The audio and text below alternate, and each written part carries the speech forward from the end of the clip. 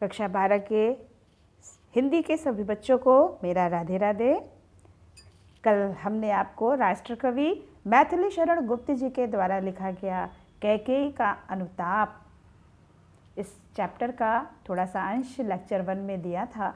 आशा करती हूँ कि आप सभी लोगों को ये अच्छी तरह से समझ में आया होगा। यदि आपको मेरा वो लेक्चर पसंद आया, समझ में आया, तो आप लोग YouTube पर जाकर मेरे चैनल को सब्सक्राइब करना ना भूलिए और ढेर सारा लाइक करिए और साथ ही साथ उन बच्चों को भी शेयर करिए जो कि इस वीडियो लेक्चर से लाभ उठा सके, क्योंकि इस समय कॉलेज बंद होने की वजह से बहुत से बच्चे जो पढ़ना तो चाहते हैं लेकिन सुविधा ना होने के कारण नहीं पढ़ पा रहे हैं, तो उन तक भी आप मेरा ये लेक्चर पहुंचाने की कोशिश करिए। धन्यवाद। तो कल जहाँ तक हमने पढ़ाया था, आज उसी के आगे से हम आपको बता रहे हैं।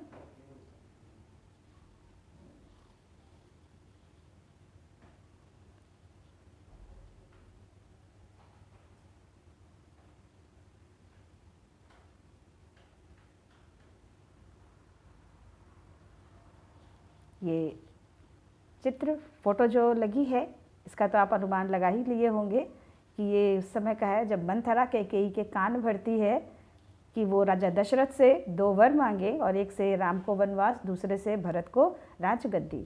इस समय आप लोग रामायण देख रहे होंगे और रामायण में ये प्रसंग बहुत अच्छी तरह से दिखाया गया है। तो यदि आप उसको देखे होंगे तो ये चैप्टर आपको बड़े अच्छे से समझ में आ जाएगा।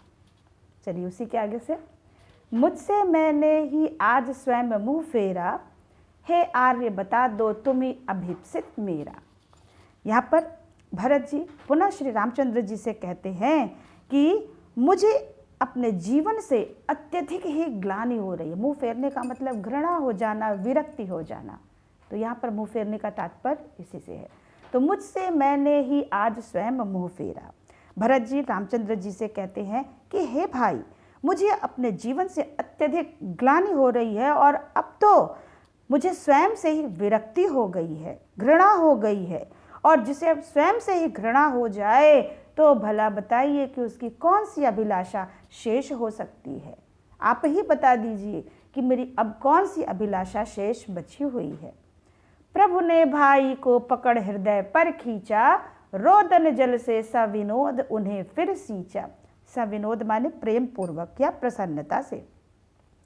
भरत के इस प्रकार के करुणा से परिपूर्ण वचनों को सुनकर के श्री राम ने प्रसन्नता पूर्वक उन्हें खींचकर अपने हृदय से लगा लिया। हृदय पर खींचा।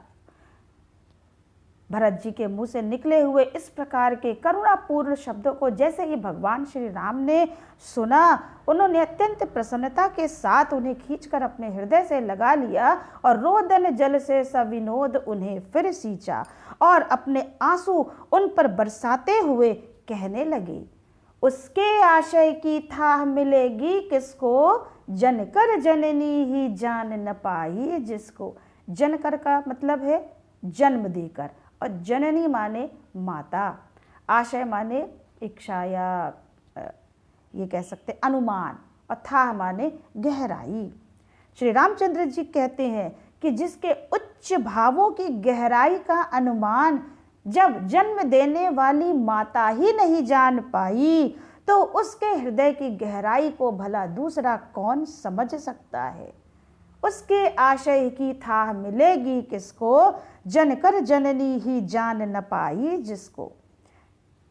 रामचंद्र जी कहते हैं कि जिस भरत के उच्च भावों की गहराई का अनुमान स्वयं जन्म देने वाली उसकी माँ ही नहीं लगा पाई, तो भला और कौन हो सकता है जो इसके हृदय की गहराई को नाप सकता है।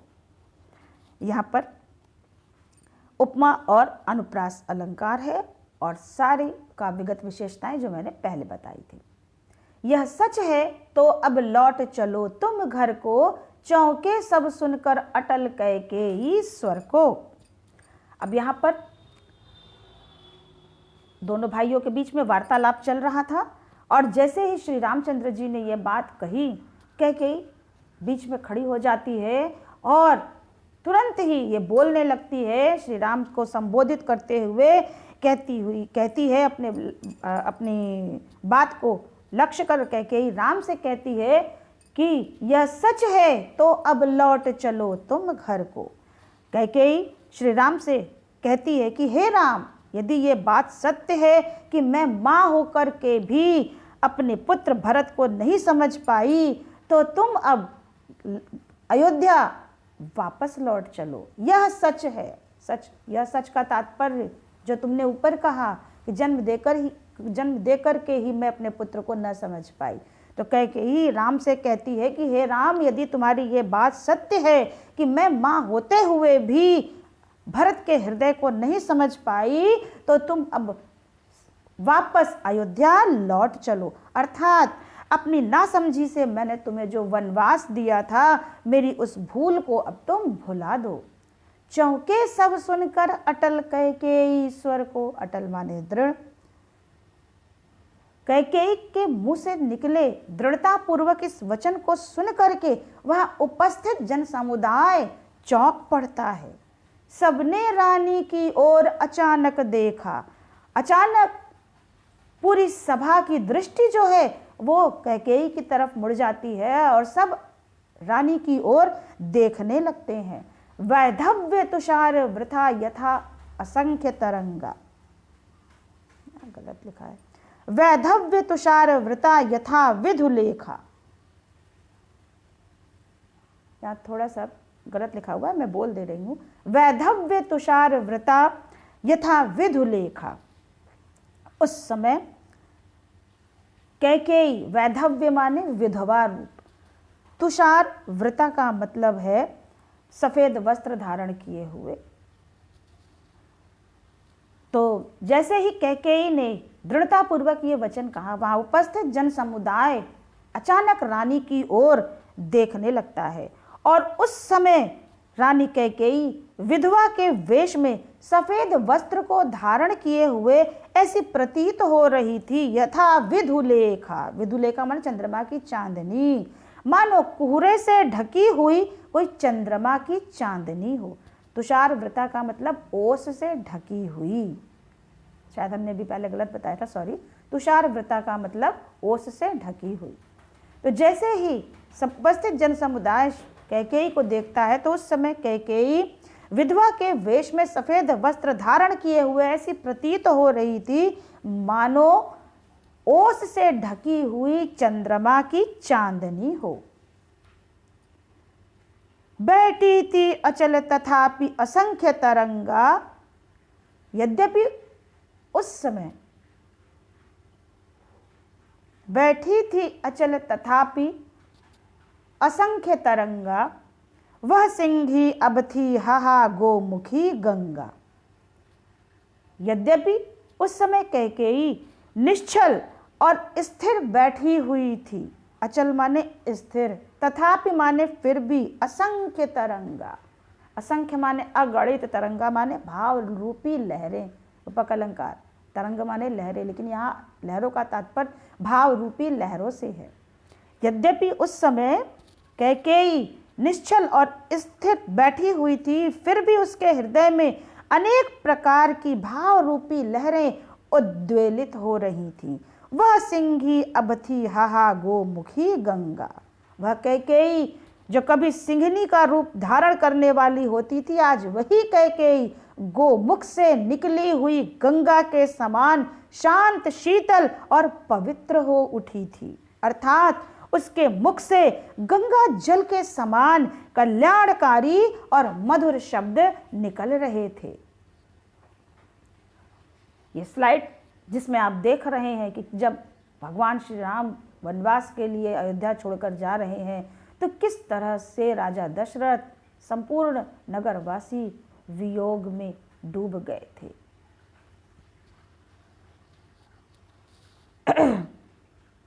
हाँ जनकर भी मैंने न भरत को जाना, सब सुन ले तुमने स्वयं अभी यह माना। अब यहाँ कैकेयी और श्री राम का वार्तालाप हो रहा है। कैकेयी श्री राम से कहती है कि हाँ जनकर भी मैंने न भरत को जाना। कि हे राम, यदि ये बात सत्य है कि भरत को जन्म दे करके भी मैं उसे पहचान न सकी, सब सुन ले, यहाँ पर बैठे हुए सारे व्यक्ति इस बात को सुन ले, तुमने स्वयं अभी यह माना, क्योंकि ये मैं नहीं कह रही हूँ, ये स्वयं श्री रामचंद्र जी ही कह रहे हैं, तो फिर यह सच है, तो फिर लौट चलो घर अब भैया, अपराधिन मैं हूँ तात तुम्हारी मैया। तो हे राम, यदि ये बात सत्य है कि भरत को जन्म दे करके भी मैं पहचान नहीं पाई और तुम्हें वन भेजने में उसका कोई हाथ नहीं था, तो अपराधिन मैं हूँ तात तुम्हारी मैया। तो हे राम, तुम्हारे वनवास की अपराधिनी मैं हूँ, इसलिए मेरे अपराधों की सजा तुम भरत को मत दो, क्योंकि वास्तव में तुम्हें वन भेजने में भरत का कोई भी हाथ नहीं है। दंड की भागी मैं हूँ, इसलिए तुम्हें जो भी दंड देना है वो मुझे दे दो, और यदि तुम अयोध्या वापस नहीं लौटते हो तो ये भरत के ऊपर दंड होगा। तो भला तुम ही बताओ कि ये कौन सा न्याय होगा कि अपराध मैं करूं और दंड मेरे पुत्र को मिले। यदि मैं उकसाई गई भरत से होऊं तो पति समान ही स्वयं पुत्र को भी खोऊं। यहाँ पर कैकेयी कहती है कि हे राम, यदि तुम्हें वनवास भेजने में भरत ने मुझे उकसाया हो या भरत का उसमें जरा सा भी हाथ हो, कोई इस बात को आज यहाँ पर सिद्ध कर दे तो पति समान ही स्वयं पुत्र भी खोऊं। तो जिस प्रकार मैंने अपने पति को खो दिया है, उसी तरह मैं अपने पुत्र भरत को भी खो दूं। ठहरो मत रोको मुझे, कहूं सो सुन लो। यहाँ पर कैकेयी उपस्थित जन समुदाय से कहती है कि आप मुझे रोकिए मत, आज मैं जो कह रही हूं उसे सुनिए और कहूं सो सुन लो। मैं जो कुछ भी कह रही हूं उसे सुनिए और पाओ यदि उसमें सार, उसे सब चुन लो। सार माने तत्व। और यदि मेरी कही हुई बातों में आपको जरा सा भी कोई तत्व नजर आता है तो उसे आप अपने जीवन में ग्रहण कर लीजिए, अन्यथा छोड़ दीजिए। करके पहाड़ सा पाप मौन रह जाऊं। कैकेयी कहती है कि मैंने पहाड़ जैसा, पहाड़ के समान बहुत बड़ा उपमा अलंकार, मैंने पहाड़ जैसा पाप किया है और आप लोग सोचते हैं कि इतना बड़ा पाप करके भी मैं चुप रह जाऊं, राई भर भी अनुताप न करने पाऊं। राई आप लोगों ने देखा है, जो मसाले में छोटी छोटी होती है, बहुत छोटी होती है। अनुताप माने पश्चाताप। तो कैकेयी कहती है मैंने पहाड़ के समान पाप किया है और आप ये सोचते हैं कि इतना बड़ा पाप करने के बाद भी मैं चुप रह जाऊं, भला ये कैसे हो सकता है। और राई भर भी अनुताप न करने पाऊं, इतना बड़ा पाप करने के बाद भी मैं राई के समान थोड़ा सा भी पश्चाताप न कर पाऊं, तो ये भला कैसे संभव हो सकता है। यहाँ पर भी छंद सवैया है, उत्प्रेक्षा, उपमा एवं रूपक अलंकार है और सारी चीजें वही है। थी सनक्षत्र निशा ओस टपकाती, रोती थी नीरव सभा हृदय थपकाती। अब यहाँ पर कैकेयी कहती है थी सनक्षत्र, तारों से युक्त, सनक्षत्र माने तारों से युक्त। कैकेयी के मुंह से निकले हुए इस प्रकार के वचनों को सुन करके थी सनक्षत्र निशा, तारों से भरी हुई वो रात्रि ओस के रूप में आंसू टपका रही थी और रोती थी नीरव सभा हृदय थपकाती। और इधर नीचे जो उपस्थित जन समुदाय था वो अपने हृदय को थपथपाते हुए, नीरव माने शांत, जो शांत सभा थी वो अपने हृदय को थपथपाते हुए रो रही थी सनक्षत्र शशि निशा ओस टपकाती। कैकेयी के मुंह से निकले हुए इस प्रकार के पश्चाताप पूर्ण वचनों को सुनकर के नक्षत्रों से युक्त जो रात्रि थी वो ओस के रूप में आंसू बरसा रही थी और नीचे बैठी हुई मौन सभा अपने हृदय को थपथपा करके रो रही थी। उल्कासी रानी दिशा दीप्त करती थी, सब में भय विस्मय और खेद भरती थी। गुप्त जी कहते हैं कि जिस कैकेयी ने उल्कापात करके संपूर्ण अयोध्या को नष्ट कर दिया, दिशा दीप्त करती थी, आज वही कैकेयी अंधकार में भी सर्वत्र प्रकाश बिखेर रही थी। दीप्त माने प्रकाशित करना। वह कैकेयी जिसने उल्कापात करके अयोध्या को नष्ट कर दिया था, अयोध्या के समाज को नष्ट कर दिया था, आज वही कैकेयी अपने पश्चाताप पूर्ण वचनों से इस अंधकार को प्रकाशित कर रही थी और सब में भय विस्मय और खेद भरती थी और सभी लोगों में भय आश्चर्य का भाव भर रही थी। अर्थात वहां उपस्थित लोग भय भीत भी हो रहे थे और आश्चर्यचकित भी हो रहे थे। फिर आगे कैकेयी कहती है कि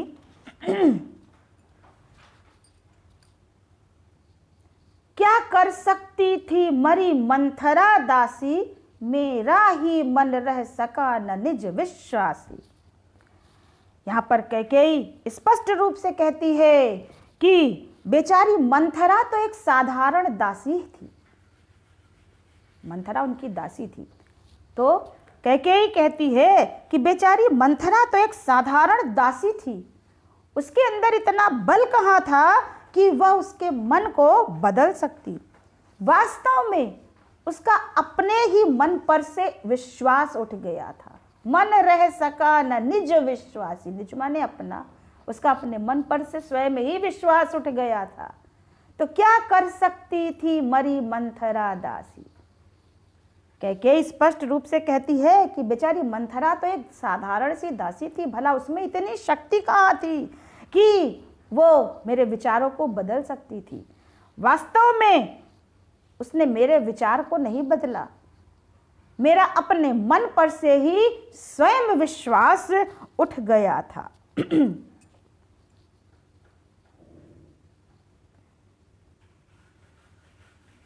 जल पंजरगत अब अरे अधीर अभागे, वे ज्वलित भाव थे स्वयं तुझी में जागे। पंजरगत का मतलब है शरीर के अंदर स्थित और ज्वलित भाव का मतलब है ईर्ष्या। कैकेयी अपने मन को संबोधित करते हुए कहती है, जल पंजरगत अब अरे अधीर अभागे।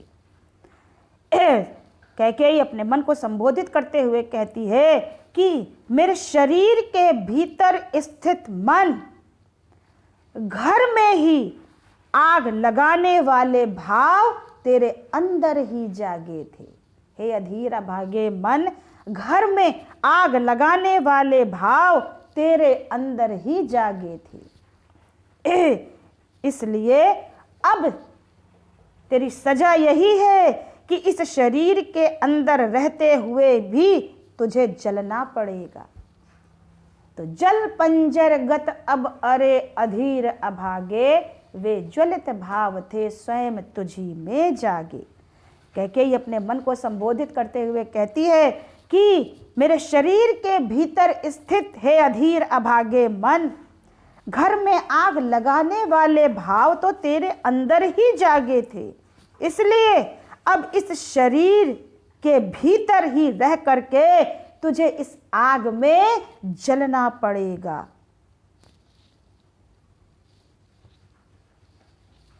पर था केवल क्या ज्वलित भाव ही मन में। इसके तुरंत बाद कैकेयी प्रश्न करती हुई कहती है कि जिस समय मैंने ये वर मांगा, क्या उस क्षण मेरे मन में केवल ईर्ष्या का भाव ही भरा हुआ था। ज्वलित भाव माने ईर्ष्या का भाव। कैकेयी प्रश्न करती हुई कहती है कि जिस समय मैंने ये कुकर्म किया, क्या उस समय मेरे मन में केवल ईर्ष्या का भाव ही भरा हुआ था? क्या शेष बचा था कुछ न और इस मन में? क्या मेरे हृदय में कोई और दूसरी भावनाएं विद्यमान नहीं थी? कुछ नहीं वात्सल्य मात्र क्या तेरा, क्या पुत्र के प्रति मेरे मन में जो वात्सल्य की भावना थी उसका कोई मूल्य नहीं था। कुछ नहीं वात्सल्य मात्र क्या तेरा। फिर से देख लीजिए, पर था केवल क्या ज्वलित भाव ही मन में। तो कई प्रश्न पूछते हुए कहती है कि जिस क्षण मैंने ये कुकर्म किया, क्या उस समय मेरे मन में केवल ईर्ष्या का भाव ही भरा हुआ था? क्या शेष बचा था कुछ न और इस मन में? क्या मेरे हृदय में इसके अतिरिक्त और कोई भावना विद्यमान नहीं थी? कुछ नहीं वात्सल्य मात्र क्या तेरा, क्या पुत्र के प्रति मेरे मन में जो ममता की भावना थी उस ममता की भावना का कोई मूल्य नहीं था? पर आज अन्य सा हुआ वत्स भी मेरा, वत्स माने बेटा, अन्य माने पराया। किंतु दुर्भाग्य तो देखो, जिस पुत्र के लिए मैंने ये सब किया आज वही पुत्र मेरे लिए पराया हो गया। पर आज अन्य सा पराया, दूसरों के समान उपमा अलंकार। किंतु जिस पुत्र के लिए मैंने ये सब किया आज वही मेरा पुत्र पराया हो गया है। थूके मुझ पर त्रैलोक के भले ही थूके, जो कोई जो कह सके कहे क्यों चूके।